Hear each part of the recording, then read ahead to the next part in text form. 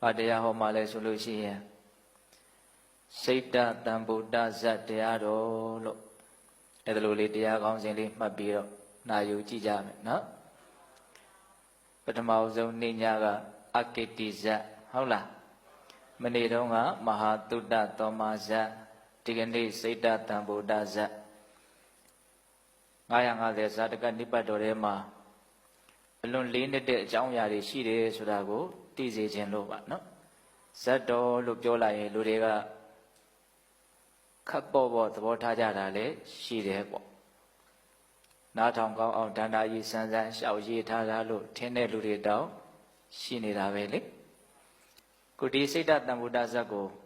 ဘာလို့ဦးဇင်းပြောခြင်းစိပေါက်သွားလဲဆိုတော့ဒီဇတ်တော်လေးကဘဝတန်တရားရဲ့အပြစ်ကိုထင်ရှားစွာ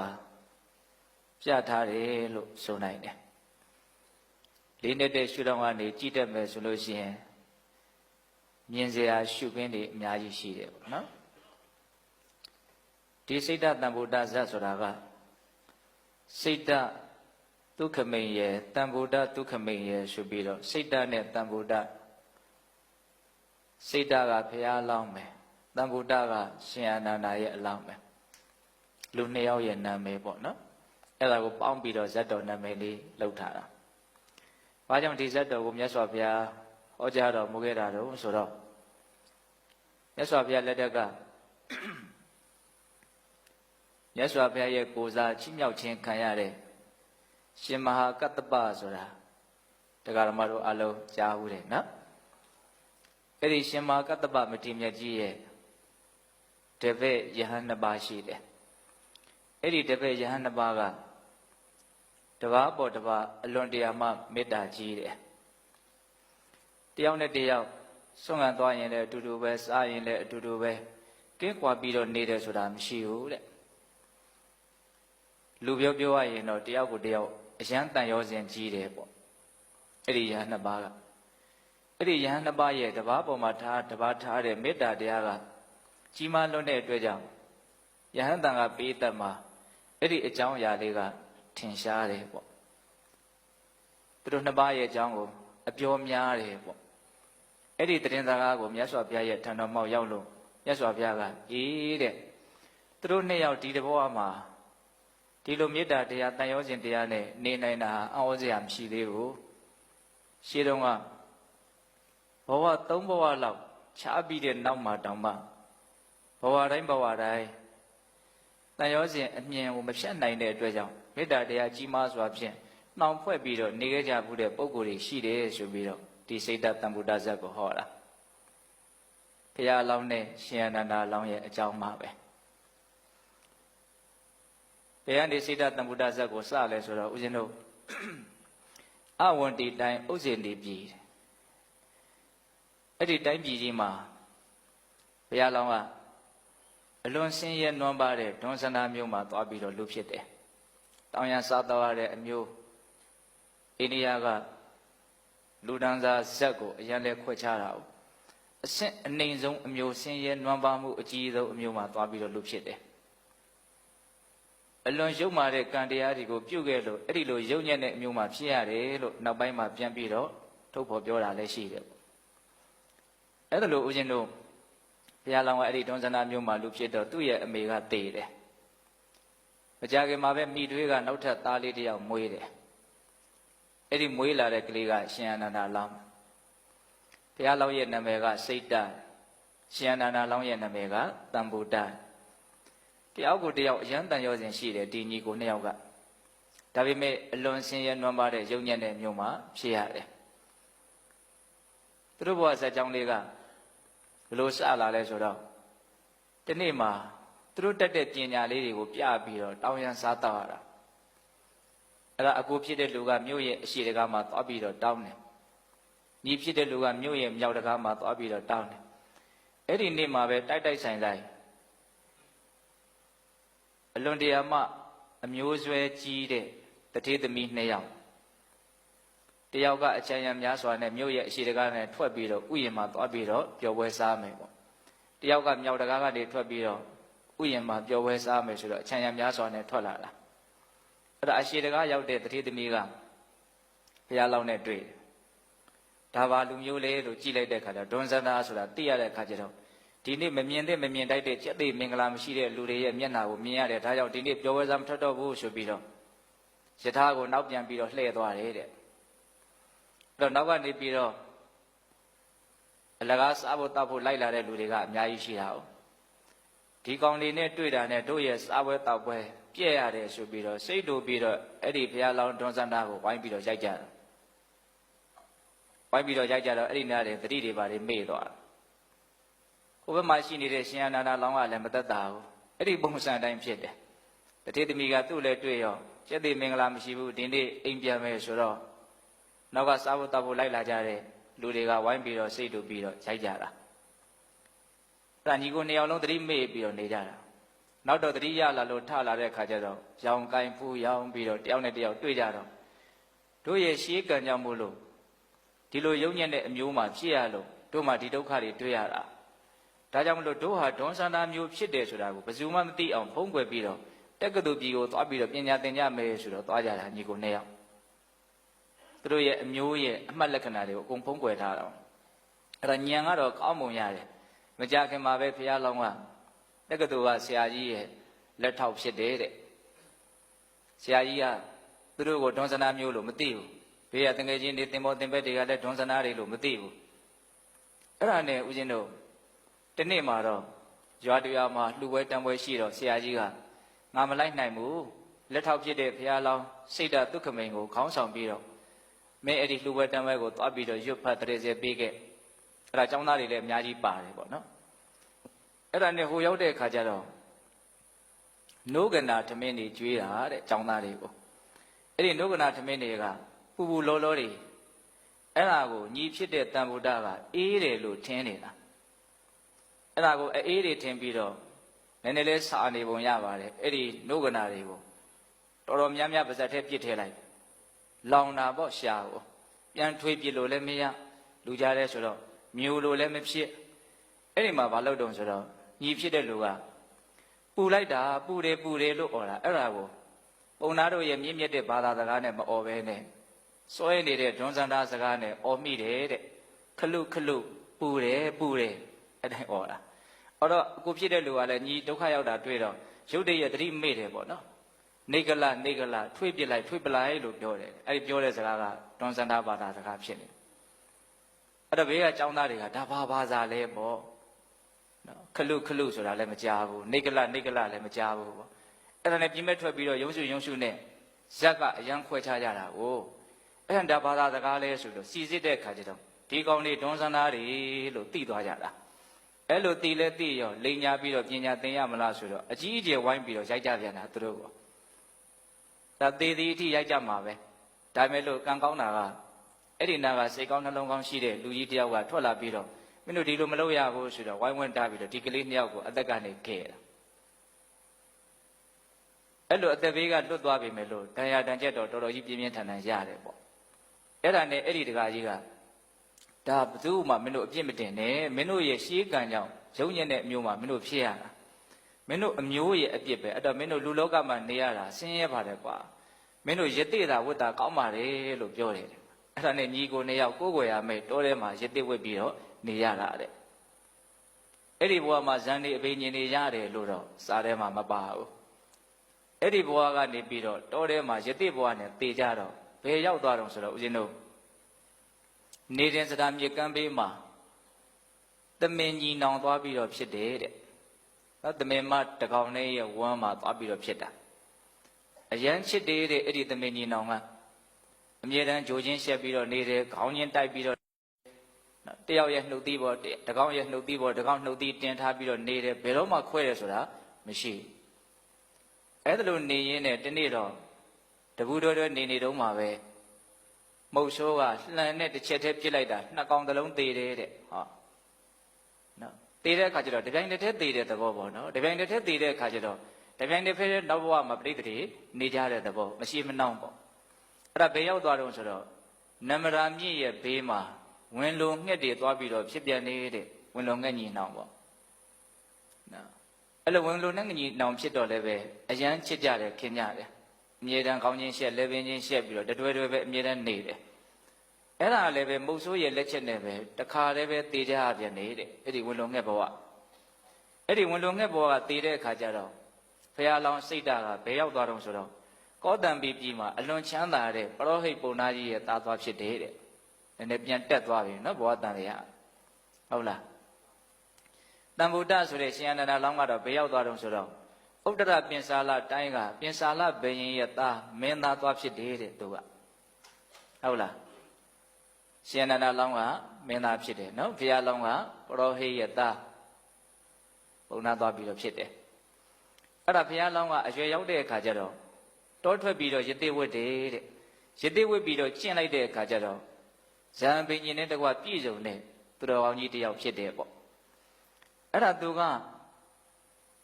ရှေးဘဝအကြောင်းတွေကိုအကုန်လုံးမြင်တယ်ယတိမဝိခင်ကစပြီးတော့ဒွန်ဆန္ဒဘဝတုန်းကသူနဲ့ညီကိုတော်ခဲ့တဲ့လူဘယ်ရောက်နေတယ်ဆိုတာကိုသူသိတယ်အမှတ်ရတယ်ပေါ့နော်ဝင်လုံငှက်ကိုလည်းအမှတ်ရတယ်သမင်ကိုလည်းအမှတ်ရတယ်ဒွန်ဆန္ဒဘဝကိုလည်းအမှတ်ရတယ်အခုဇံရသွားပြီဆိုတော့သူ့ရဲ့ညီကနော်ပင်စာလာတိုင်းမှာဘယင်ရတာဖြစ်နေတာဆိုတော့ဘယင်ဖြစ်မဲ့အလားအလာရှိတယ်ပေါ့သူကဇံပင်ကြီးရနေပြီအဲ့ဒီမင်းသားကရှင်အနန္ဒလောင်းကတော့သူကဝင်လုံငှက်ရဲ့ဘဝအနေထားသမင်ဘဝအနေထားကိုသူမမှတ်မိဘူးသူမှတ်မိတာကအယမ်းထင်ထင်ရှားရှားရှိတဲ့ဒွန်ဆန္ဒဘဝကိုမှတ်မိတယ်ဒါကြောင့်သူ့ရဲ့အကိုတော်ဖြစ်တဲ့စိတ်ဓာတ်ကိုသူအယမ်းလွမ်းတယ်ပေါ့နော်ဘယ်မြဲရောက်နေလဲမသိဘူးငါအကိုအရင်ဘဝတုန်းကအနေထားလေးကိုဒီဘဝမှာပဲဖြစ်နေတယ်လို့မျိုးသူ့စိတ်ထဲမှာခံစားရတယ်ပေါ့တိတိကျကျပြပြပြသူအမှတ်ရတယ်အဲ့ဒါသူလည်းအရွယ်ရောက်လာတဲ့အခါကျတော့ရှင်ဘင်းဖြစ်တယ်လို့ပဲဆိုကြပါစို့အဲ့တော့ဘုရားလောင်းကသွားခြင်းတဲ့ဒီညီဒီကိုဒါပေမဲ့လို့ဒီအချိန်သွားလို့ရှိရင်စီးစိမ်ရစ်နေတဲ့အတွက်ကြောင့်သိပြီးတော့ပြောလို့ဟောလို့ရမှာမဟုတ်ဘူးနည်းနည်းလေးအသက်ကြီးသွားပြီးရင့်ကျက်တဲ့အနေအထားမျိုးရောက်မှငါသွားမယ်ဆိုပြီးတော့အချိန်ကိုစောင့်နေအဲ့ဒါဒီမှာထူးခြားတာကဒီတန်ဗုဒ္ဓကမင်းဖြစ်ပြီဆိုတဲ့အခါကျတော့အဘိဓိသွန်းတဲ့နေ့မှာပဲသူ့ရင်ထဲမှာရှိနေတဲ့ခံစားချက်ကတခြင်းတစ်ပုတ်အနေနဲ့ထွက်လာတယ်တဲ့ဂါထာလေးနှစ်ပုဒ်ကိုအဲ့ဒါတခြင်းလုပ်ပြီးတော့ဆိုတာအဲ့ဒီတခြင်းကဘယင်ကြီးနှစ်သက်တဲ့တခြင်းဆိုပြီးတော့တိုင်းပြည်တစ်ခုလုံးမှာခေတ်စားတယ်တဲ့အဲ့ဒီတခြင်းကနောက်တခြင်းရဲ့အဓိပ္ပာယ်ကလည်းပဲလေးနက်မှုတော့ရှိပါတယ်နောက်ပါဠိလိုရေးထားတာဆိုတော့တခြင်းလို့တော့ဦးဇင်းတို့လည်းပဲစုံမပြတတ်ဘူးပေါ့နော်သဗ္ဗနရဏံသဗ္ဗလံသူစိဏံနာကမ္မုနာကိဉ္စနမောဂမတ္ထိပတ္တမိတံဗုဒ္ဓမဟာနုဘာဝံတကမ္မုနာပုံညဖလူပပန္နံအဓိပ္ပာယ်ကဘာပြောတာတုံးဆိုတော့ပုံတော်အိုချင်းတို့နရဏံလူတို့အားသူစိဏံကောင်းစွာကျင့်အပ်သောတပ္ပအလုံးစုံသောကောင်းမှုသည်သဗ္ဗလံအကျိုးရှိသည်ကမ္မုနာကောင်းမှုကြောင့်ကိဉ္စနစိုးစင်းမြမောဂအကျိုးမဲ့သည်နသအတ္တိမရှိအချင်းတို့တဲ့လူတွေကျင့်ထားတဲ့ကောင်းကောင်းကျင့်ထားတဲ့နော်သူတော်ကောင်းတရားဆိုတာကောင်းမှုတရားဆိုတာဘယ်ကောင်းမှုတရားပဲဖြစ်ဖြစ်အလုံးစုံသောကောင်းမှုတရားတွေဆိုတာအကျိုးရှိတယ်တဲ့နည်းနည်းလေးသောအကျိုးမဲ့ကိုတောင်မဖြစ်စေဘူးတဲ့ကောင်းမှုဆိုတာနော်တကမ္မုနာမိမိအမှုဖြင့်ပုံညဖလူပပန္နကောင်းမှု၏စွမ်းကြောင့်ဖြစ်သောမဟာနုဘာဝံကြီးသောတကုရှိသောတံဗုဒ္ဓအမည်ရှိသောငါကိုပတ္တမိငါမြင်ရတယ်ဆိုလိုတာကကောင်းမှုရှိတဲ့အတွက်ကြောင့်အလွန်ဘုံတကုကြီးတဲ့ရှင်မင်းတစ်ပါးဖြစ်နေတဲ့သူ့ကိုယ်သူပြန်ပြီးတော့မြင်ရတယ်တဲ့သူကတော့တော်တော်အဆင်ပြေနေပြီပေါ့ဆိုလိုတာကဒါပေမဲ့လို့သူတန်တတာကသူ့စိတ်ထဲမှာပူပန်တာကဘာလဲမေရှာငါဤမနောစိတ်တိအိတ်တော်ယထာပြီးပြည့်စုံတဲ့ကဲ့သို့ဧဝမေဝဤအတူသာလျင်ကိစ္စအတုနိတတ္တစိတ်တတပြီးထိုနောင်တော်စိတ်တအာဒီမနောစိတ်နှလုံးသည်အိတ်တော်နုပြည့်စုံပါ၏လောငါချမ်းသာတယ်လို့ငါအကူချမ်းသာတဲ့ဘဝရောက်နေတာမှဟုတ်ရဲ့လားဒါပြောတာတခြင်းရဲ့အတိတ်ပဲကဟုတ်လားသူကတော့ကောင်းမှုရဲ့စွမ်းအားတတိကြောင့်ချမ်းသာတဲ့ဘဝပြည့်စုံတဲ့ဘဝစိတ်နှလုံးအလိုပြည့်တဲ့ဘဝကိုသူရတယ်ပေါ့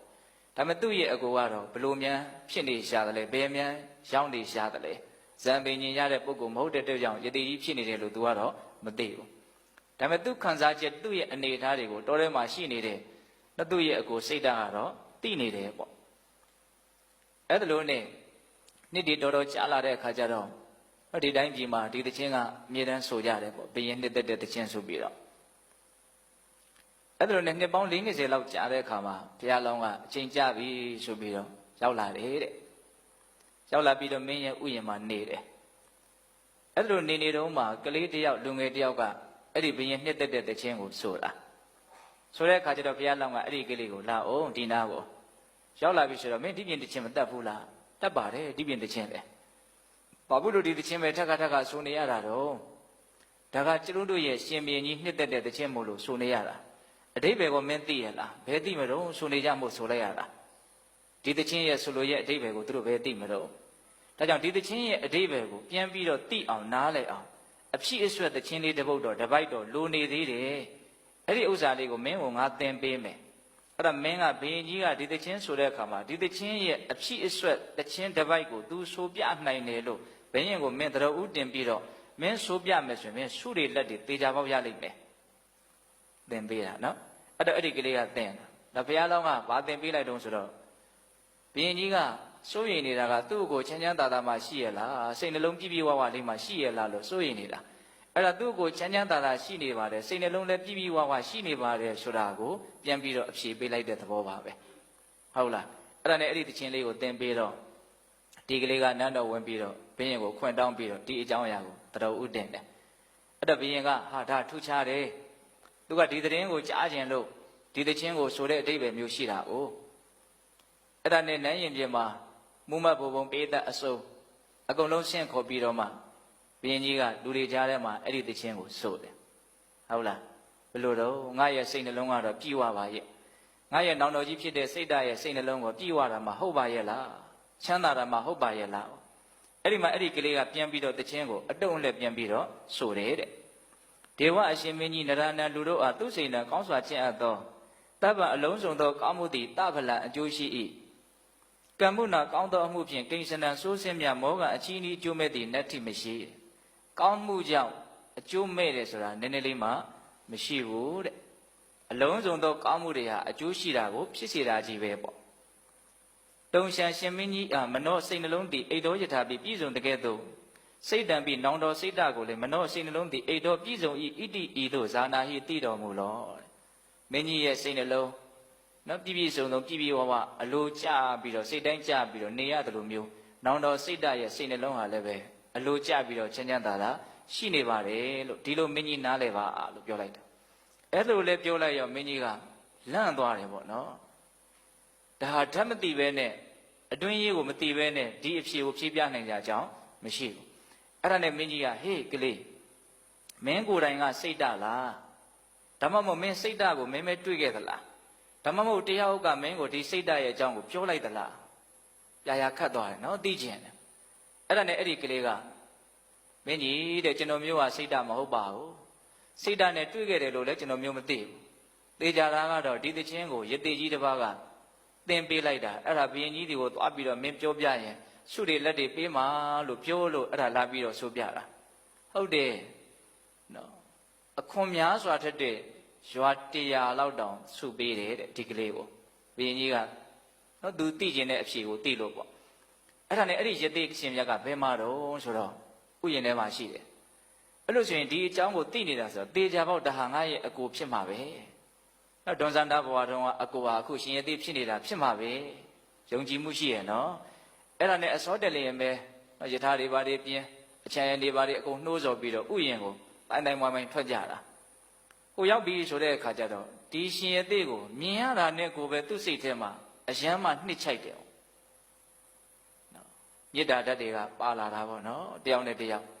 ဟုတ်လားအယမ်းမှနှစ်ချိုက်တဲ့အတွက်ကြောင့်ရတေအတွက်ပလင်တွေကိုပြင်ပါနောက်ဆုံး तू ကဘယ်လိုလုပ်တုံဆိုတော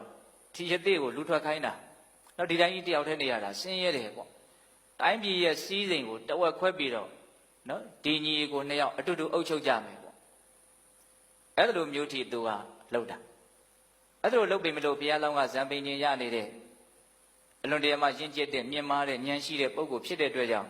ဒီအနေထားမျိုးကို तू လက်မခံနိုင်ဘူးသူလာခြင်းရဲ့ရည်ရွယ်ချက်ကဒီညီကိုဓာတ်ထက်ပို့ပြီးတော့မြင့်မြတ်တဲ့သူတော်ကောင်းတရားကိုသိဖို့အတွက်အကျိုးဆောင်ဖို့လို့လာတာကိုဟုတ်လားဒါကြောင့်မလို့ဌိနန်းစည်းစိမ်ကိုလွှဲအပ်ပြီးတော့အစသအရာရာနော်အတူတူနေကြဖို့ဆိုတဲ့ဒီညီရဲ့စိတ်ကူးကိုသူကဘာလုပ်တော့မလိုက်လျောနိုင်ဘူးအဲ့ဒါနဲ့ညီကိုဘာလုပ်တော့ဆိုတော့ပြောရရင်တရားဟောတာပါပဲမဟာရာဇမြတ်သောမင်းကြီး ဒုစရိတတကောင်းသောအကျင့်ဤဖလံအကျိုးမကောင်းသောအကျင့်ဤဖလံအကျိုးကို၎င်း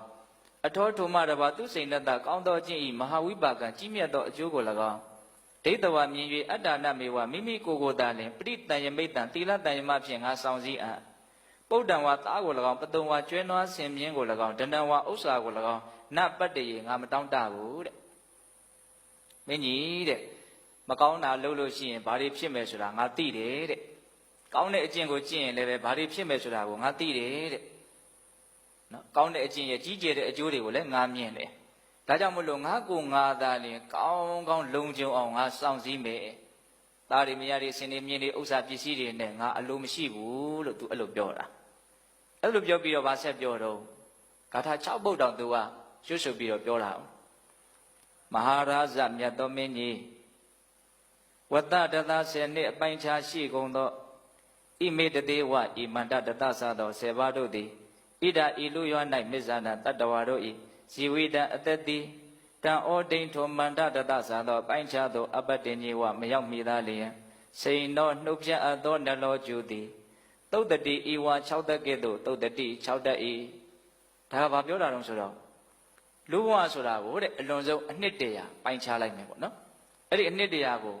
10နှစ်10နှစ်ပိုင်းလိုက်မယ်ဆိုလို့ရှိရင်ဘယ်နှပိုင်းရမလို့10ပိုင်းရမယ်အဲ့ဒီ10ပိုင်းကပထမတစ်ပိုင်းကုန်ပြီးရင်ဒုတိယတစ်ပိုင်းရောက်မယ်ပေါ့နော်10ပိုင်းလုံးနေရလိမ့်မယ်လို့လည်းပဲပြောလို့မရဒီ10ပိုင်းမကြည့်ခင်မှာပဲနှုတ်ဖြတ်ထားတဲ့ကျူရိုးကျူပင်လေးလို6သွေ့သွားတာမျိုးလည်းဖြစ်နိုင်တယ်ဆိုလိုတာကအချိန်မွေးပြည့်စည်ပြီးတော့အချိန်မွေးတည်ပြီးတော့ဘဝဟာပြတ်တောက်သွားနိုင်တယ်ပေါ့ဘာအမှန်ကန်ချက်မှမရှိဘူးပေါ့နော်တထာတတမိန်ဧနမတိဇီဝိတေထိုအသက်တိကျူကဲ့သို့6ကလွယ်သည်ဖြစ်ပါလျက်နန္ဒီကာမဂုဏ်5ပါး၌နှစ်သက်သည်ကိုကာပဲကျိုးရှိပါအပ်နီခိဇာမြူတူခြင်းသည်ကာပဲကျိုးရှိပါအပ်နီရတိကာမဂုဏ်၌မွေးလျောခြင်းသည်ကာပဲကျိုးရှိပါအပ်နီဒီလိုခန္ဓာကိုယ်ကြီးဟာမြန်မြန်ဆန်ဆန်ပျက်စီးသွားတတ်ပါလက်ကဲနဲ့ဒီကာမဂုဏ်ထဲမှာပျော်မွေ့နေခြင်းနှစ်သက်နေခြင်းဟာငါ့အတွက်ဘာအကျိုးရှိမလို့ဒါပြောတာနော်သူကမဟာရာဇမြတ်တော်မင်းကြီးအဟံငါသည်ဗန္ဒနာတာမယာတိဟုသောအနောင်ဖွဲ့မှာမို့တော်လွတ်သည်အတမိဖြစ်ပြီးငါမှအဲ့ဒီအနောင်ဖွဲ့တွေဘာမှမရှိတော့ဘူးတဲ့မဟာရာဇမြတ်တော်မင်းကြီးအန္တကေနသေမင်းသည်အတိပန္နတနှိစ္စအပ်သောမေငါအာမိစုသေမင်းသည်နပမိစတိမမိမလျော့သောအဟံထုံငါသည်ဧဝံဤသေမင်းမမိမလျော့သောကြောင့်ကိုပဇာနာမိတိ၏ဒါလေးကနည်းနည်းရှင်းပြဖို့လိုတယ်အဓိပ္ပာယ်ကဘာပြောတာလို့ဆိုတော့သေမင်းမြင့်အနှိမ့်ဆက်ခံနေရတယ်တဲ့တတ္တဝါကအဲ့ဒီတတ္တဝါတွေကိုသေမင်းကနှိမ့်ဆက်တယ်တတ္တဝါကသာသေမင်းကိုမေ့လျော့နေတာသေမင်းကတတ္တဝါတွေကိုမေ့တယ်ဆိုတာမရှိဘူးတဲ့အဲ့ဒီလိုသေခြင်းတရားကငါ့ကိုမေ့လျော့မထားဘူးဆိုတာကိုငါကောင်းကောင်းသိတယ်တဲ့ဒါပြောတာနော်တသမထိုသို့တည်သောကြောင့်ရတိကာမဂုဏ်၌မွေလျော့ခြင်းသည်ကာပဲကျိုးရှိပါအနိတဏိတနာဥစ္စာကိုရှာမိခြင်းဖြင့်ကာပဲကျိုးရှိပါအနိတနေ့သေရလိမ့်မယ်သေခြင်းတရားကကိုယ့်ကိုမေ့ပြောက်ထားတာမဟုတ်အချိန်မွေးကိုယ့်ကိုလာပြီးတော့ခေါ်သွားမယ်ပေါ့ဒီလိုအနေအထားမျိုးမှာကာမဂုဏ်နဲ့မွေလျော့ခြင်းဟာဘာအကျိုးရှိမလို့ဥစ္စာပစ္စည်းကိုရှာဖွေခြင်းအပြင်ဘာအကျိုးရှိမလို့သူကအဲ့လိုပြောတာပင်ကြီးကိုပြောရလို့ရှိရင်ဒါတရားဟောတဲ့အဓိပ္ပာယ်ပါပဲမဟာရာဇမြတ်တော်မင်းကြီးနရဏံလူတို့အားဇာတိန်အမျိုးသည်အတော်ယုံမာ၏ဇာတိန်အမျိုးသည်အဓမ္မယုံမာ၏စန္ဒာလယောနိဒေါဇနာမျိုးသည်ဒွိပထာကနိဋ္ဌာအခြေနှချောင်းရှိသောလူတို့တွင်အယုတ်ဆုံးသည်တဖန်မွေးဖွားရတယ်ဆိုတာကောင်းတာမဟုတ်ဘူးတဲ့အဲ့ဒီလိုမွေးဖွားခြင်းတွေထဲမှာဒေါဇနာမျိုးမှာသွားပြီးတော့မွေးဖွားရတာကတော့ခြေနှချောင်းရှိတဲ့လူတွေမှာဒါအယုတ်ဆုံးပဲတဲ့ဖြစ်ခဲ့တဲ့ဘဝကိုပြန်ပြီးတော့သူပြောတာနော်သူဘာပကေဟိအလွန်ယုံမာကုန်သောတကေဟိကမ္မေဟိမိမိတို့သည်ပြုအပ်သောမကောင်းမှုကြောင့်ပုပ္ပေရှိ၌စန္ဒာလကပေဒွန်စန္ဒာဝါ၌အဝသိမ့်မငါတို့နေရဘူးကုန်ပြီအလွန်ယုံမာတဲ့ရှေးတုန်းကကံတရားတွေကြောင့်တို့နှစ်ယောက်ဟာဒွန်စန္ဒာမရဲ့ဝမ်းပိုက်ထဲမှာနေခဲ့ရဘူးတဲ့နော်ဒါသူမအမှတ်ရတာမို့သူလည်းသိတာပဲပေါ့နော်နရိဏလူတို့ရဲ့ရှင်သခင်ဖြစ်သောအိုမင်းမြတ်အဝန္တိတုအဝန္တိတိုင်းတို့၌စန္ဒာလာဒွန်စန္ဒာတို့သည်အဟုံမငါတို့ဖြစ်ကြဘူးကုန်ပြီနေရင်စရံပတိနေရင်စရာမြကန္န၌မိဂသာတမေတို့သည်အဟုံမငါတို့ဖြစ်ကြဘူးကုန်ပြီ နေတဲ့စတာမြေကမ်းဘေးမှာတမင်ဖြစ်တယ်ဆိုတာကိုကြတော့ဘုရင်ကြီးမသိဘူးအဲ့ဒါတော့ရှင်ရသေးကသိတယ်ပေါ့နော်ဒါတွေမကဘူးတဲ့နမရာတီရီနမရာမြေကမ်း၌ဥက္ကုတာဝင်လုံးငှက်တို့သည်အဟုံးမငါတို့ဖြစ်ကြဘူးကုန်ပြီဣဇာယခုအခါ၌တေမယထုံငါတို့နှစ်ယောက်သည်ဗျမနခတ္တိယပုံနာမျိုးမင်းမျိုးတို့၌ဟောမှဖြစ်ကုန်၏အခုချိန်သာလင်တို့ဟာမြင့်မြတ်တဲ့လူသားအဖြစ်ကိုရောက်နေတာဒီမရောက်ခင်တုန်းကတို့ဟာနှိမ့်ကြတဲ့အိဆံမျိုးမှာဖြစ်ခဲ့ကြရတာပြောကျင်တာကဘဝတန်တရားမှာဘာမှစိတ်ချစရာအနေထားမရှိသေးဘူးဆိုတာကိုသူကပင်ကြီးကိုသတိရအောင်ပြောတာပေါ့နော်အဲ့လိုပြောပြီးတော့ဒီရရှိထားတဲ့အခုရထားတဲ့ဒီဘဝဒီအနေထားကတော့ခိုင်မြဲနေမှာလားဆိုတော့ခိုင်မြဲနေမှာမဟုတ်အဲ့ဒီအနေထားကိုသူကထောက်ပြခြင်းလို့အစကစပြီးတော့သူကချီးလာတာဟုတ်လားမဟာရာဇအိုမင်းကြီးဇီဝိတံဇီဝိတေတိမရဏံတေခြင်းတို့ဥပနိယတိကတ္တဤနော်ဒီအသက်ဆိုတဲ့သဘောဟာတေခြင်းတရားစီကိုကတ်တတ်တယ်တဲ့ရောက်သွားတတ်တယ်ပေါ့နော်အာယုအသက်တိအပ္ပံတောလှစွာဤသရူပနိတတအိုခြင်းသည်တေမင်းဤသို့ဆောင်အပ်တော်သူအားပုဒ္ဓတေယောသာသမီအစာရှိသေးတို့သည်ဒါနာစောင့်ရှောက်နိုင်ကုန်သည်နတန်တိမရှိကုန်နော်ခန္ဓာကိုယ်ကြီးကတဖြည်းဖြည်းနဲ့နော်အိုးလာပြီးတော့တေခြင်းရဲ့အနီးကိုရောက်လာပြီဆိုတဲ့အချိန်မျိုးမှာဒီလူကိုစောင့်ရှောက်မဲ့သာသမီဆိုတာမရှိဘူးတဲ့ဒါကဦးဇင်းတို့မိဘအတွက်အရင်ဒီဆုံးအားကိုးရဆုံးဟာသာသမီပဲလေသာသမီကမှမစောင့်ရှောက်နိုင်ဘူးဆိုရင်ကျန်တဲ့ဘယ်ရာကမှမစောင့်ရှောက်နိုင်ဘူးဆိုတာကိုလည်းပဲတခါတည်းပြောပြီးသားဖြစ်သွားတယ်ပေါ့နော်ဒါကိုပြောတာဗုဒ္ဓတေယောသာသမီအစာရှိသည်တို့သည်ဒါနာစောင့်ရှောက်နိုင်ကုန်သည်နတန်တိမရှိကုန်ပင်စာလအိုပင်စာလမဲမမငါဤဧတံဝါကြံထိုဆုံးမစကားကိုကရောဟိလိုက်နာလောငါပြောတဲ့စကားကိုမင်းနားထောင်တဲ့နော်ဒုက္ခတရံဒီဆင်းရဲခြင်းဤပွားကြောင့်ဖြစ်ကုန်သောကမ္မဏီမကောင်းမှုတို့ကိုမဟာကာတိမပြုလဲဆင်းရဲဒုက္ခကိုဖြစ်စေတတ်တဲ့မကောင်းတဲ့အလုပ်တွေကိုမင်းမလုပ်သင့်ဘူးတဲ့ဘောဟာခိုင်မြဲတဲ့သဘောမရှိဘူးပေါ့နော်ဒါကြောင့်မခိုင်မြဲတဲ့ဘဝအတွက်နဲ့မကောင်းတာကိုမလုပ်သင့်ဘူးတဲ့ဆင်းရဲဒုက္ခရဲ့အကြောင်းတရားဖြစ်တဲ့မကောင်းမှုတွေကိုမလုပ်သင့်ဘူးတဲ့အဲ့ဒီမှာဦးဇင်းတို့ဒီခန္ဓာကိုယ်ရဲ့မခိုင်မြဲတာကိုအကြောင်းပြုပြီးတော့ဒုက္ခကိုဖြစ်စေတတ်တဲ့မကောင်းတဲ့အလုပ်ကိုမလုပ်ရဘူးဆိုယုံနေမကဘဲနဲ့ငရဲကိုရောက်စေတတ်တဲ့အလုပ်ကိုလည်းမလုပ်သင့်ဘူးဟုတ်လားနောက်ထပ်ပြောထားတဲ့စကားတစ်ခုကတော်တော်စိတ်ဝင်စားတဲ့အကောင်းတယ်ရဇတိရာဏီကိရိတာမျိုးဖြင့်ပြည်သောဥကောင်းရှိကုန်သောကမ္မာနိမကောင်းမှုတို့ကိုမဟာကာတိမပြုနဲ့ဒီစကားလေးကိုဦးဇင်းကလည်းသဘောကျတယ်ဆိုလိုတာကလောဘဒေါသမောဟခေါင်းဆောင်ပြီးတော့ဘယ်အလုပ်ကိုမှမလုပ်နဲ့လို့ပြောတာနော်ကိရိတာမျိုးဖြင့်ပြည်သောဥကောင်းရှိသောမကောင်းတဲ့အမှုကိုမလုပ်နဲ့သူတင်စားပြီးတော့ပြောတာပေါ့နော်ကိရိတာမျိုးတွေနဲ့ပြည်နေတဲ့ခေါင်းနဲ့အလုပ်ကိုမလုပ်နဲ့နော်လောဘနဲ့တွေးပြီးတော့ဒေါသနဲ့တွေးပြီးတော့မောဟနဲ့တွေးပြီးတော့အလုံးမလုံးနဲ့လို့ပြောတာဒါကြောင့်တော်တော်လေးနေတယ်လို့ဆိုနေတယ်ပေါ့နော်အဲ့လိုမျိုးဘုရားလောင်းကသူ့ရဲ့ညီကိုဆုံးမတာပေါ့အဲ့လိုဆုံးမတဲ့အခါကျတော့ဘုရင်ကြီးကပြောတဲ့စကားတွေကိုအကုန်လုံးနားလဲလေတဲ့သဘောလဲပေါက်တယ်ဒါပေမဲ့သူ့ရဲ့အနေအထားကဒီရှိနေတဲ့စည်းစိမ်ဒီရှိနေတဲ့အခြေအနေကိုစွန့်ခွာသွားနိုင်တဲ့အနေအထားတော့သူမရှိဘူးဒါကြောင့်သူကဘာလျှောက်တုံးဆိုတော့ဣတိအရှင်ယတိတောရှင်ယတိတိယထာအကျဉ်ချင်းရာဖြင့်ယံဝဆနာအကျဉ်စကားကိုပါတတိဆို၏ဧဝံတထာထိုအချင်းရာဖြင့်တဝတင်၏ဣတံဝဆနာဤစကားသည်အတ္တမချွတ်တစ္ဆံဟိတစ္ဆံဧဝမှန်သည်သာတည်းအရှင်ဘုရားတဲ့အရှင်ဘုရားပြောတဲ့စကားဟာပြောတဲ့အတိုင်းမှန်တယ်တဲ့ဒီစကားကို तू မှန်တယ်ဆိုတာနားလေတယ်ပေါ့ဘေကုအရှင်ယတိမမအကျွန်ုပ်အားအနပ္ပရူပအတိုင်းမသိများကုန်သောကာမစကာမဂုဏ်တို့သည်တန်တိရှိကုန်၏မာတိတကိနအကျွန်ုပ်ကဲ့သို့သောသူသည်တေထိုကာမဂုဏ်တို့ကိုဒုစစာစွန့်နိုင်ခဲ့ကုန်၏ဒီလောက်များပြားတဲ့စည်းစိမ်ဥစ္စာတွေကိုတပည့်တော်တို့လူမျိုးဟာဒါကိုစွန့်သွားဖို့ဆိုတာမဖြစ်နိုင်ဘူးတဲ့ဒါကြောင့်မို့လို့ရှင်ယတိဖြစ်စီခြင်းတဲ့အနေအထားမျိုးဒါတွေကိုစွန့်လွတ်ပြီးတော့ကောင်းတဲ့အလုပ်ကိုလုပ်ဖို့ဆိုတာသူဘလို့မှမဖြစ်နိုင်ဘူးပေါ့ပြောတဲ့စကားတွေကိုတော့နားလဲလေတယ်သဘောလဲပေါက်တယ်လက်လဲခံတယ်ပေါ့နော်သို့တော့သူ့အနေထားကဒါတွေကိုသူမစွန့်နိုင်ဘူးပေါ့ဗန္ဒီရှင်ဖေယနာခောစင်မြောင်းသည်ပင်ကမေစေညောဝါဤအလယ်၌ဗျာတန်တော်ယထာနှစ်တကဲ့သို့ဧဝံဤအတူအဟံပိအကျွန်ုပ်တိလိကာမပင်ကေကာမဂုဏ်တိဟူသောညွန်ပြောင်း၌ဗျာတန်တော်နေ၏ဟောခုမှလည်းပြောတာနော်စင်ကြီးဟာတဲ့ညွန်အိုင်ထဲမှာနစ်နေတယ်လို့သူဟာလည်းပဲကာမဂုဏ်တိဟူသောညွန်အိုင်ထဲမှာနစ်နေတယ်တဲ့ သူ့အနေထားကိုသူသိတယ်ပေါ့နော်ဒီသူရှိနေတဲ့အတိုင်းအဝိုင်းအရှုပ်ထွေးတွေကနေပြီးတော့သူမခွာနိုင်ဘူးပေါ့ဆိုလိုတာကနော်ဒါကိုပြောတာထလန်ကာမဂုဏ်ဒီဟုသောညုံမြောင်းမှထွမြောက်ရာဖြစ်သောကုသိုလ်ကာမုဒီဟုသောကြီးကုန်းသို့ပတ္တန်တော့မြင်မာလျက်ဂန္တုံသွားခြင်းကနာပြီးတန်ဘောတိမစွမ်းနိုင်ကိုနော်လွတ်မြောက်ရာကို तू မြင်တယ်တဲ့နော်ဒီကနေထွက်သွားလို့ရှိရင်လွတ်မြောက်လိမ့်မယ်ဆိုတာကို तू သိတယ်ပေါ့ဒါပေမဲ့အဲ့ဒီထွက်မြောက်ရာကိုမြင်မာလှည့်ကင်တဲ့ तू သွားခြင်းကမတတ်နိုင်ဘူးတဲ့ဘိက္ခုနောယဟန်ဤမက္ကလန်းကိုနအနုပ္ပဇာမိ तू မလိုက်နိုင်ဘူးတဲ့ယဟန်တွေသွားတဲ့အဲ့ဒီလမ်းကိုယတိတွေသွားတဲ့အဲ့ဒီလမ်းကို तू မလိုက်နိုင်ဘူးတဲ့နော်စင်ကြီးနစ်တယ်လို့ तू နစ်နေတယ်ပေါ့နော်အဲ့ဒီမှာဆက်ပြီးတော့ तू တောင်းပန်တာလေးကတော်တော်လက်သနာစရာကောင်းတယ်မာတာစအမိတိ၎င်းပိတာစအဖတိ၎င်းဗုဒ္ဓံသာသမီကို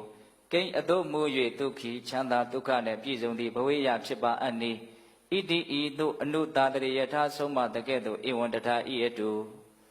မိဘတွေကသာသမီကိုဘလို့လေးပြောရင်တော့ငါသာသမီချမ်းသာမှာပဲလို့တွေးပြီးတော့သာသမီကိုအလွန်ချစ်တဲ့မိခင်ဖခင်တွေကဆုံးမတယ်လို့မျိုးသူ့ကိုဆုံးမပါလို့ပြောတာနော်သူပြောတာလေးတွေကမေတ္တာရဲ့သဘောပေါ့နော်သူစိတ်ထဲကဘလို့ခံစားချက်ရှိတယ်ဆိုတာကိုပေါ်လွင်ထင်ရှားမှုမရှိဘူးလားရှိရဲ့နော်တပည့်တော်အတွက်အလွန်တရာအကျိုးရှိမဲ့နော်အရှိတစ်ဖြင့်ကြာရှိစွာအကျိုးရှိတယ်မဲ့နော်အဆုံးအမတွေကိုလည်းသူ့ကိုပေးပါလို့သူအဲ့လိုပြောတာအဲ့လိုမျိုးပြောရဆိုတော့ဘုရားလောင်းကအေးတဲ့အဲ့လိုဆိုလို့ရှိရင်ဒီလိုမျိုးယတိယဟန်ဖြစ်ကိုမလုံနိုင်ဘူးဆိုရင်လည်းရှိစေတော့ပေါ့အဲ့လိုဆိုရင်ဘာလုပ်ရမလို့နော်တိုင်းပြည်မှာတရားသဖြင့်အုပ်ချုပ်ဖို့လူတွေရဲ့ပုံမှာတရားမပြတ်ဖို့မိဘတွေရဲ့ပုံမှာလှုပ်တင်လှုပ်ထိုက်တဲ့အလုပ်ကိုလုပ်ဖို့အဲ့ဒါတွေသူအများကြီးသူဆုံးမတယ်အဲ့လိုဆုံးမပြီးတော့နောက်ဆုံးသူဂါထာလေးနှစ်ပုဒ်ပြောတယ်အဲ့ဒီဂါထာလေးနှစ်ပုဒ်ကတော့တော်တော်လေးစဉ်းစားရကောင်းတယ်ပြောရလို့ရှိရင်အဲ့ဒီဂါထာလေးကြောင့်ဦးဇင်းကဒီဇတ်တော်ကိုဟောပြသွားတယ်လို့ဆိုခြင်းတယ်ဘာပြောတုံးဆိုတော့ရာဇမင်းမြတ်နာရီကနေဟိမိမအပေါင်းတို့သည်ပရိစာရယတံမိမအပေါင်းတို့ဖြင့်ပရိစာရယန္တံစံပေကွန်ပျူတာတန်အရှင်မင်းကြီးကိုတာစီအေဝအကယ်၍သာလဲမတော်မန်ရချင်းသည်တဟေယနှိမ့်ဆက်ညာအံ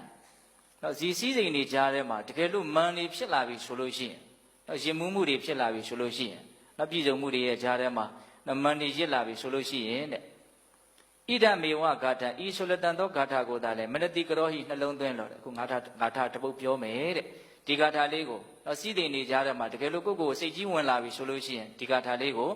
ရွတ်ပါတဲ့နှလုံးသွင်းမှာနော်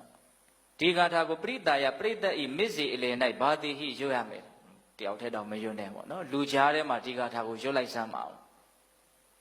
ပြည်စုံမှုတွေကြောင့်ကိုယ့်ရဲ့စိတ်ကိုရင်မှုမှုကနှိမ့်ဆက်လာပြီဆိုတဲ့အခါမျိုးမှာဒီဂါထာကိုနှလုံးသွင်းမှာဒီဂါထာကိုလူကြားထဲမှာရွတ်ပါတယ်အဲ့တော့အဲ့ဒီဂါထာကဘယ်လိုဂါထာမျိုးတော့နော်ဒီဂါထာလေးကသူတို့အချင်းချင်းသာနဲ့သိနိုင်တဲ့စကားလေးပေါ့နော်ဗာပြောထားတော့အဘောဂါတတေယောမြင်မိုးအိမ်မြမရှိသည်ဖြစ်ကြောင်းလွင်တီးခေါင်၌အိပ်ရသောယောဇန်တုအကျင့်တတ္တဝါသည်ဝဇန်တေယအမိဒွန်ဇန္နာမသည်ထင်းကိုဟင်းရွက်ခုသွားသည်ရှိသောသူနခိယခွေးမဤခိရပါယိနောနို့ကိုဆိုးရသည်ဖြစ်၍သူဝါနေဟိနို့ဆုဘက်ခွေးငယ်တို့ဖြင့်ပရိကိန်သောရောပြွန်းလျက်နေရ၏သောဇန်တုထိုသူကိုဣဇယခုခါ၌ရာဇာတိမင်းဟု၍ဟောစတိဆိုအပ်၏ဒါကဘာပြောတာတော့နောက်တစ်ချိန်လုံးကတဲ့ဆင်းရဲလွန်းလို့ဒွန်ဇန္နာမရဲ့သားဖြစ်ခဲ့တုန်းကအမေဒွန်ဇန္နာမကဟင်းရွက်ခုတို့ထင်းခွေးတို့သွားပြီဆိုလို့ရှိရင်မျက်မိုးအိမ်လေးတောင်သူတို့မှမရှိဘူးတဲ့လွန်တီးခေါင်မှာပဲအိပ်ရတယ်အဲ့တော့အဲ့ဒီနာမှာခွေးမတမြုံတက်တိုက်ကလည်းရှိတယ်ခွေးလေးတွေပေါက်နေတာရှိတယ်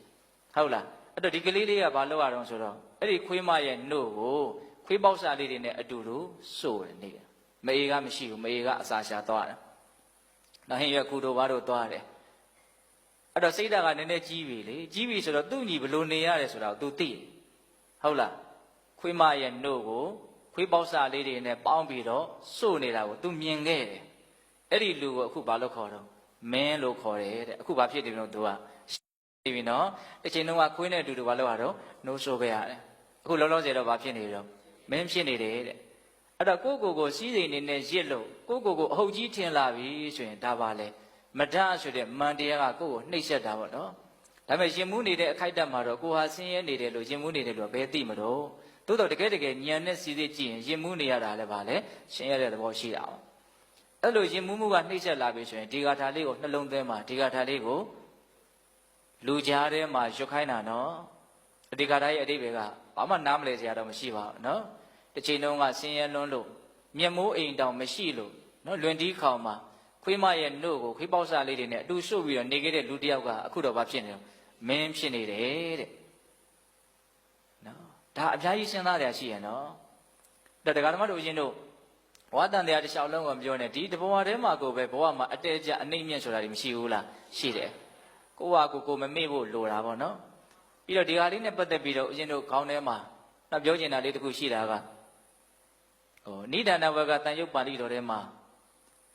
ဒုက္ခတသုတ်တံဆိုတာရယ်ဒုက္ခိတသုတ်တံရယ်ဆိုပြီးသုတ်တံလေးအတူလေးနှစ်ပုဒ်ရှိတယ်အဲ့ဒီသုတ်တံအတူလေးနှစ်ပုဒ်ကဘာပြောတာတုံးဆိုတော့အလွန်ဆင်းရဲနွမ်းပါတဲ့တတ္တဝါပေါ့နော်လိစ္ဆာပဲဖြစ်ဖြစ်လူပဲဖြစ်ဖြစ်အလွန်အယုတ်ဆိုးတဲ့အကြီးတန်းတဲ့ပစ္စည်းဥစ္စာလည်းအစားအစာရမပြည့်စုံတဲ့အစားအစာရနွမ်းပါတဲ့အလွန်ဆင်းရဲလွန်းတဲ့လူပဲဖြစ်ဖြစ်လိစ္ဆာပဲဖြစ်ဖြစ်ပေါ့ဘယ်လိုတတ္တဝါကိုပဲတွေ့လာပြီးမြင်လာပြီးဆိုရင်ငါဟာဒီလိုဆင်းရဲတဲ့တတ္တဝါမျိုးတစ်ချိန်ချိန်တုန်းကတေချာပေါက်ဖြစ်ခဲ့ဘူးတယ်လို့အဲ့ဒါလို့ဆွဲဆွဲမြဲမြဲစဉ်းစားရမယ်ရှင်းရမယ်တဲ့ဟာဒါတစ်ချက်ပြောတယ်နော်နောက်တစ်ခုကဘာပြောတုံးဆိုတော့အလွန်ချမ်းသာတဲ့ကိုအလွန်ထင်ကြီးတယ်လို့ဆိုတဲ့ရုပ်ရည်အဖြစ်တော်၎င်းပြုစာပိုင်းဆိုင်မှုအဖြစ်တော်၎င်းတက်ကြွမှုပညာရေးအဖြစ်တော်၎င်းအစားအရာပေါ့နော်အဲ့ဒါလိုအစားအရာအထက်တန်းကျတဲ့လူတွေပုဂ္ဂိုလ်တ attva တွေကိုတွေ့ရပြီဆိုလို့ရှိရင်လည်းပဲဒီလိုအစဉ်တန်းမြင့်တဲ့ attva မျိုးအလွန်ရှည်လျားတဲ့ကာလတစ်လျှောက်လုံးမှာငါဟာဖြစ်ခဲ့ဘူးတယ်လို့အဲ့ဒါကိုလည်းပဲအဲ့လိုဆုံးဖြတ်ပြီးတော့တည်တည်ချာချာတွေးရမယ်တဲ့ဒီသုတ်တန်လေးနှစ်ပုဒ်ရှိတယ်ဒီဥစ္စာကဦးဇင်းတို့စဉ်းစားဆင်ခြင်ကြည့်မယ်ဆိုလို့ရှိရင်နောက်ထပ်ဓာတ်ထက်ပို့ပြီးတော့နော်ဆက်နွယ်နေတဲ့မြင့်မားတဲ့အမြင်ဆိုတာကိုရနိုင်တယ်ပေါ့နော်ဒါကိုမြတ်စွာဘုရားအတိအကျဘယ်လိုပြောထားတော့ဘိက္ခုရန်တော်တို့တဲ့ဒုက္ကတဆင်းရဲသောဒုရုပေတမကောင်းသောလက်ချေပုံတရနဲ့ပြည့်စုံသောယံအကျဉ်သူကိုပတ္တေယာထတွေ့မြင်ကုန်ရ၏ဣထာဤသို့တွေ့မြင်ရ၌အမေဟိပိငါတို့သည်လည်းပဲ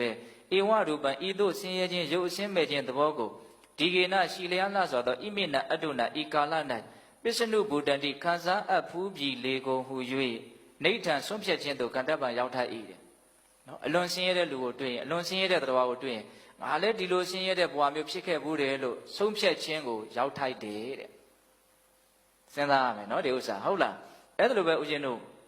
ဒုက္ခိတံကောင်းစွာဖြစ်သောချမ်းသာခြင်းရှိသောသူသစ္စိတံကောင်းစွာဝိစားတစားတို့ဖြင့်စီရင်အပ်သောယံအကျဉ်သူကိုပတ္တေယာထတွေ့မြင်ကုန်ရ၏ဣထဤသို့တွေ့မြင်ရ၌အမေဟိငါတို့သည်လည်းပဲဧဝရူပံဤသို့ချမ်းသာခြင်းအစရှိသောပြည့်စုံခြင်းတို့ကိုဒီကေနရှိလျားလှစွာသောဣမိနအတုနာ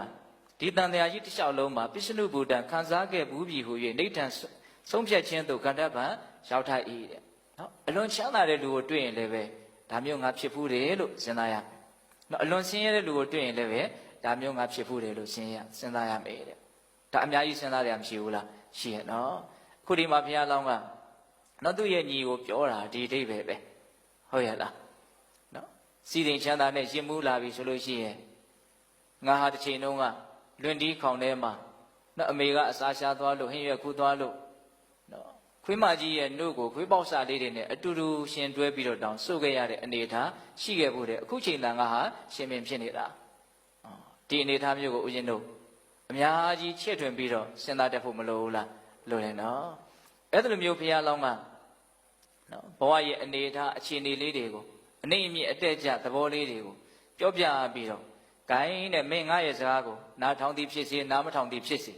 ေငါလိုတောထွက်နိုင်သည်ဖြစ်စေတောမထွက်နိုင်သည်ဖြစ်စေမင်းတိုင်းနဲ့မင်းကရှိစေတော့ဆိုပြီးတော့ကောင်းငင်ကနေပြန်ပြီးတော့သွားတယ်တဲ့အဲ့တော့ခြေပေါ်ကနေပြီးတော့မြူမုံလေးတွေကြာလာအောင်ဖန်တီးတယ်ပေါ့အဲ့ဒီမြူမုံကဘင်းရဲ့ခေါင်းပေါ်ကိုရောက်တယ်ရောက်တဲ့အခါကျတော့ဘင်းကစောစောကပြောခဲ့တဲ့စကားကလည်းတစ်မျိုးပေါ့နော်ဒီအခြေအနေကိုမြင်လိုက်ရတာလည်းတစ်မျိုးအဲ့ဒါကြောင့်မလို့အဲ့ဒီရှင်ဘင်းကဘာလုပ်လဲဆိုတော့နန်းတော်ကိုတောင်မပြန်တော့ဘူးတဲ့ဟုတ်လားနန်းတော်မပြန်မဲနဲ့အဲ့ဒီဥယျာဉ်မှာတင်ပဲသားဖြစ်တဲ့လူကိုထိနှံအပ်ပြီးတော့နော်အကုန်လုံးကိုလွှဲအပ်ပြီးတော့အဲ့ဒီဘုရားလောင်းရတိရဲ့နောက်ကိုလိုက်သွားတာဟိုရောက်တဲ့အခါကျတော့ဘုရားလောင်းကသူ့ကိုကတိုင်းပရိကံတွေဘာတွေသင်ပေးလို့ဇံပင်ញင်ရလို့နောက်ဆုံးတော့ညီကိုနှစ်ယောက်စလုံးပဲရောက်တော့ဆိုတော့ဗြဟ္မပြည်ကိုရောက်တယ်ဆိုတော့စိတ်တတန်ဖို့တဇက်ကိုအဆုံးသတ်တယ် အဲ့တော့ဦးဇင်းတို့ပြောလို့တဲ့အတိတ်ပဲဒီဇတ်တော်ရဲ့အနှစ်သာရကဘာလဲဘဝဆိုတာဘာလဲဆိုတဲ့အဖြေပေါ့နော်အဲ့ဒီမေခွန်းရဲ့အဖြေပေါ့ဟုတ်လားနှိမ်သည်ဖြစ်စေမြင့်သည်ဖြစ်စေဒါတွေကတကယ်တမ်းကဘာတွေလဲလို့မေးရင်အထင်နေပဲလေဟုတ်လားအထင်နေပဲတကယ်ကဘာလဲဒီဘဝတန်တဲ့ထဲမှာအစင်သာဝရမြင့်နေတာမရှိသလိုအစင်သာဝရနှိမ့်နေတယ်ဆိုတာလည်းမရှိဘူးဟုတ်လားဒါကြောင့်နှိမ့်နေတဲ့အခိုက်အတန့်လေးကိုကြည့်ပြီးတော့ဒီလူကိုအထင်သေးလို့မရသလိုမြင့်နေတဲ့အခိုက်အတန့်လေးကိုကြည့်ပြီးတော့လည်းဒီလူကိုအထင်ကြီးလို့မရအောင်တို့ကအခုလောလောဆယ်မြင်နေတာလေးကိုကြည့်ပြီးတော့ဒါဟာဘာလို့ဆုံးဖြတ်ဖို့ဆိုတာအမှန်တရားနဲ့အများကြီးဝေးမှာနော်ဟုတ်တယ်မဟုတ်လားသူဘာဖြစ်ခဲ့တယ်မသိဘူးသူဘာဆက်ဖြစ်အောင်မသိဘူးဟုတ်လားဆိုကြပါစို့အခုရဲ့အတွင်းပဲအရန်ချင်းချင်းသာပြီးတော့နောက်3-4ရက်နေလို့ရှိရင်အရန်ကြီးဆင်းရဲတဲ့အနေအထားကိုရောက်မဲ့လူတယောက်ကိုအခုချမ်းသာနေတာလေးကိုကြည့်ပြီးတော့အထင်ကြီးသင့်ပါသလားမကြည့်သင့်ဘူးနော်အခုလုံးလုံးဆယ်ဆင်းရဲနေတာလေးခဏနေအကြီးအကျယ်အဆင်ပြေတော့မဲ့လူတယောက်အခုလုံးလုံးဆယ်အဆင်မပြေတာလေးကိုကြည့်ပြီးတော့ဒီလူဟာဘာဆိုပြီးတော့အထင်သေးလို့ကိုရမလားမရအောင်ဒါကဦးဇင်းတို့အကျဉ်းစားအထင်ကြီးမှုအထင်သေးမှုတွေကိုရှော့ချနိုင်ဖို့ဒီအတွေးလိုတယ်ပေါ့နော်ဟုတ်လားဒါလေးကိုအခြေခံပြီးတော့ဦးဇင်းတို့ဆက်ပြီးတော့နားလည်ရမှာကဘဝတန်တရားထဲမှာနှိမ့်နေမြင့်နေဆိုတာမရှိဘူးဘာပဲရှိလဲဆိုရင်ဒုက္ခပဲရှိတယ်ဆိုတဲ့အမြင်ထိဆက်ပြီးတော့ပွားကြရမှာဟုတ်တယ်မဟုတ်လားနှိမ့်နေမြင့်နေဆိုတာမရှိဘူးဘာပဲရှိတော့ဒုက္ခပဲရှိတယ်တကယ်တမ်းကနှိမ့်နေမြင့်နေဆိုတာကအကုန်လုံးကအခိုက်အတန့်လေးကြီးဖြစ်တဲ့အတွက်ကြောင့်အမှန်တရားလို့ပြောဖို့အရန်ခက်တယ်ဒါကြောင့်မဆိုအခုချမ်းသာနေတဲ့လူကိုဒါချမ်းသာဒီလူကချမ်းသာတယ်လို့ပြောလို့မရဘူးလေအောင်စဒီဘဝအသေးလို့တကယ်လို့အိဆံဖြစ်သွားမယ်ဆိုရင်ချမ်းသာတယ်လို့ပြောလို့ရအောင်မလားအရင်ဘဝလာခဲ့တဲ့နှိမ့်ကြတဲ့အနေအထားကိုကြည့်ပြီးတော့ချမ်းသာတယ်လို့ပြောမယ်ဆိုရင်ကိုပြောလို့ရအောင်မလားမရဘူးနော်အဲ့တော့အကုန်လုံးကိုခြုံငုံပြီးတော့ကြည့်မယ်ဆိုလို့ရှိရင်ဘဝတန်တရားထဲမှာဖြစ်နေတာဟာဘာလဲလို့မေးရင်ဒုက္ခပဲနော်မြတ်စွာဘုရားကတော့ဘဝတန်တရားကိုနော်ဘယ်လိုဥမာပေးတော့ထောင်လို့ဥမာပေးတာပဲနော်ဟုတ်တယ်မဟုတ်လားဒါဟာထောင်ကြီးပဲဒီထောင်ကြီးထဲမှာအစဉ်ပြေလဲအခိုက်အတန့်ပဲအစဉ်မပြေလဲအခိုက်အတန့်ပဲတော့ထောင်ထဲနေရတဲ့ပုဂ္ဂိုလ်တွေဟာအစဉ်ပြေသည်ဖြစ်စေအစဉ်မပြေသည်ဖြစ်သည်သူဟာဘာလဲလို့မေးရင်ထောင်သားပဲအဲ့ဒီနာမည်တော့အတူတူပဲရကြတယ်မဟုတ်လားတော့ထောင်ထဲမှာအစဉ်ပြေမပြေဒါပေမဲ့အစဉ်ပြေရင်တော့အစဉ်မပြေတာတဲ့တော့ပိုကောင်းတာပေါ့သို့တော့ခက်တာကအဲ့ဒီအစဉ်ပြေမှုကအမြဲထာဝရရနိုင်မလားမရနိုင်ဘူးအချိန်မရွေးအနှိမ့်အမြင့်အတက်အကျဆိုတာမရှိဘူးလားရှိရနော်ဒါကြောင့်မို့လို့အလွန်ရှည်လျားတဲ့ဒီတန်တရားတစ်လျှောက်လုံးမှာဘာမဆိုဖြစ်ပြီးတော့ဘာမဆိုအကုန်လုံးပဲပြီးဆုံးသွားတဲ့အတွက်ကြောင့်ဒါတွေဟာအကောင်းမဟုတ်တဲ့ဆိုတဲ့အကောင်းမဟုတ်ဘူးဆိုတဲ့အနေအထားကိုဦးဇင်းတို့နားလည်ရမှာဒါကြောင့်ဦးဇင်းတို့တန်ရုပ်ပါဠိတော်ထဲမှာအနမတကတန်ရုပ်ဆိုတာရှိတယ်အနမတကဆိုတဲ့စကားလုံးလေးပိဋကတို့ရဲ့နားထဲမှာရှင်းပြီးသားဖြစ်မလို့ထင်ပါတယ်နော်အနမတကဆိုတာနော်အစမထင်ဒီလိုအဓိပ္ပာယ်ရတယ်နော်အလွန်ရှည်လျားစွာဖြစ်ခဲ့တဲ့တန်တရားပေါ့နော်အဲ့ဒီအကြောင်းအရာတွေကိုဟောထားတာကိုစုပြီးတော့မှတ်တမ်းတင်ထားတာလူတယောက်ရဲ့ဘဝဘယ်လောက်ရှည်လျားခဲ့ပြီလဲဆိုတာနဲ့ပတ်သက်ပြီးတော့ဒီကဘာကြီးမှာရှိတဲ့တစ်ပင်တွေအကုန်လုံးကိုဖြတ်တောက်ခုတ်ထစ်ပြီးတော့အတူလေးတွေဖြတ်ပြီးတော့နောက်တူချင်းဒါကအရင်ဘဝကငါအမေဒါကအရင်ဘဝကငါအမေရဲ့အမေဒါကအရင်ဘဝငါအမေရဲ့အမေအဲ့လိုချသွားမယ်ဆိုရင်ဒီအတူလေးတွေသာကုန်သွားမယ်အမေမဆုံးဘူးတဲ့ဟုတ်လား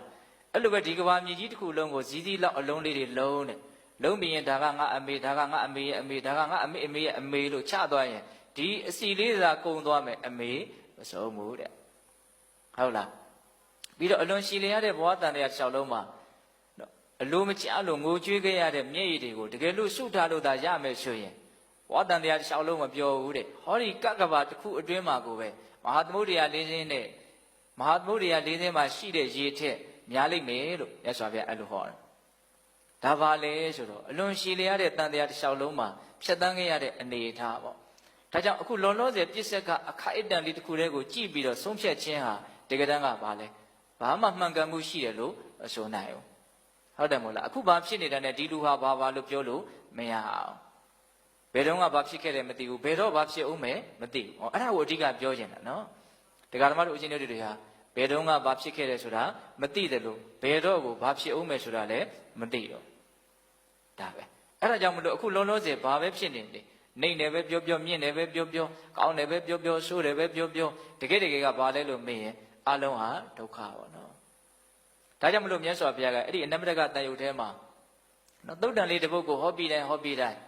နော်စကားလေးကိုထပ်ခါပြောတဲ့စကားပိုက်လေးတစ်ခုရှိတယ်အဲ့ဒါဘာပြောထားတော့ဆိုတော့ ဧဝံဒီကာရတံဝဘိက္ခဝေဒုက္ခပစ္စနုဘုဒ္ဓံတိဗ္ဗံပစ္စနုဘုဒ္ဓံယတနံပစ္စနုဘုဒ္ဓံကရတိဝဋ္ဌိတာဘာပြောတာအတိဘယ်ကဒီနီးနဲ့အလွန်ရှိလျားတဲ့ကာလတစ်လျှောက်လုံးဒုက္ခဆင်းရဲဒုက္ခတွေကိုပစ္စနုဘုဒ္ဓံခံစားခဲ့ဘူးလှလေပြီတိဗ္ဗံအလွန်ချမ်းထံပြင်းထန်ခါသီးတဲ့ဒုက္ခတွေကိုလည်းပစ္စနုဘုဒ္ဓံခံစားခဲ့ဘူးလှလေပြီယတနံပျက်စီးမှုမျိုးစုံကိုလည်းပစ္စနုဘုဒ္ဓံခံစားခဲ့ဘူးလှလေပြီကတတိဝဋ္ဌိတာသင်္ချိုင်းမြေကိုလည်းပဲများစွာတိုးပွားစေခဲ့ဘူးလှလေပြီတဲ့ဟောသုံးသပ်ပြတာနော်အလွန်ဆင်းရဲတာလေအလွန်ကြမ်းတမ်းတဲ့ဒုက္ခတွေဒါတွေကိုအများကြီးခံစားခဲ့ဘူးတယ်ပျက်စီးမှုမျိုးစုံခံစားခဲ့ဘူးတယ်ပေါ်တိုင်းဟာပျက်စီးပြီးတော့ပဲပြီးခဲ့ရတာပဲလေဟုတ်တယ်မဟုတ်လားနောက်ဆုံးဘယ်လိုသုံးသပ်ပြတော့သင်္ချိုင်းမြေကိုတိုးပွားစေခဲ့ဘူးလှလေပြီတဲ့ကိုယ့်ရဲ့ရုပ်ခန္ဓာကြီးဟာသင်္ချိုင်းမြေကိုတိုးပွားစေဖို့အကြောင်းတရားတစ်ခုပေါ့ဟုတ်လားအဲ့လိုပြောပြီးတော့မြတ်စွာဘုရားကယာဝံရှိတံဘိက္ခွေအလံမေဝတပ္ပသင်္ခါရိတုနိဗ္ဗိန္တိတုအလံဝိရိစိတုအလံဝိမု षि တုယဟန်တို့တဲ့ဒါကြောင့်မို့လို့ဒီသင်္ခါရတရားတွေကိုညီးငွေခြင်းကတင့်လှပြီတဲ့ဆွဲမဲ့မှုကင်းခြင်းကတင့်လှပြီဒီသင်္ခါရတရားတွေကနေလွတ်မြောက်ခြင်းကတင့်လှပြီတဲ့နော်တိုက်တွန်းချက်ကအဲ့ဒါပဲနော်ဘဝတန်တရားထဲမှာ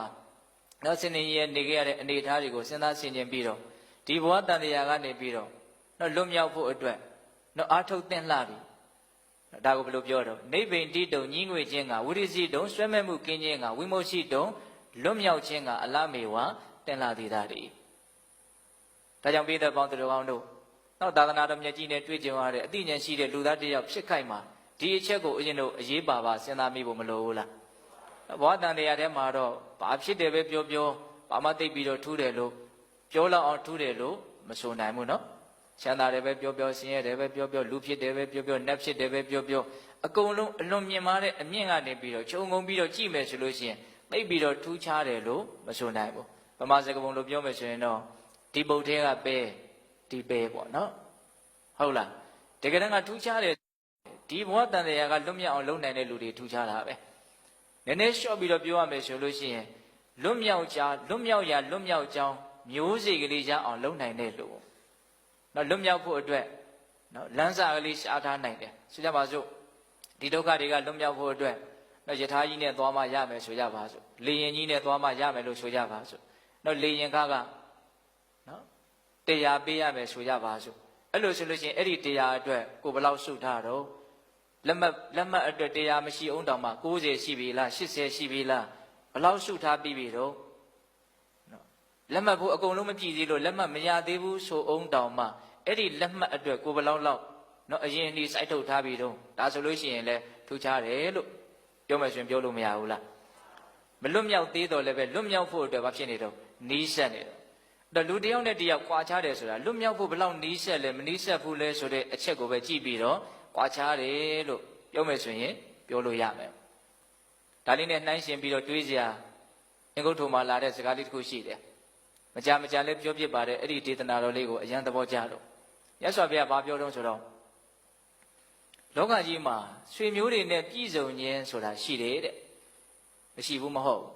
်သို့တော့အဲ့ဒီဆွေမျိုးတွေရဲ့ပြည့်စုံခြင်းတိုးတက်ခြင်းကြီးပွားခြင်းဆိုတာအနည်းငယ်မျှပဲမပြောပလောက်ပါဘူးတဲ့ပညာဉာဏ်ရဲ့ပြည့်စုံခြင်းကသာလည်းပြောပလောက်တယ်တဲ့ပြည့်စုံခြင်းထဲမှာတိုးတက်ခြင်းထဲမှာအဲ့ဒါအကြီးကျယ်ဆုံးပဲအမြင့်မြတ်ဆုံးပဲအဲ့ဒါလိုပဲဦးဇင်းတို့စန့်ကျင်ဘက်ဆွေမျိုးတွေရဲ့ဆုပ်ယုပ်ခြင်းဆိုတာလည်းရှိတယ်တဲ့အကြောင်းမျိုးမျိုးကြောင့်ဖြစ်နေတာဖြစ်နေတဲ့လောကကြီးပဲလေဟုတ်လားအဲ့လိုဆွေမျိုးတွေရဲ့ဆုပ်ယုပ်ခြင်းနော်ပျက်စီးခြင်းဒါတွေဟာမပြောပလောက်ဘူးတဲ့ဉာဏ်ပညာရဲ့ဆုပ်ယုပ်ခြင်းပျက်စီးခြင်းကတော့အလွန်မှဆိုးဝါးတဲ့ဆုပ်ယုပ်ခြင်းပျက်စီးခြင်းပဲတဲ့ဟောဆွေမျိုးနဲ့ဉာဏ်ပညာကိုရှင်းပြတာနော်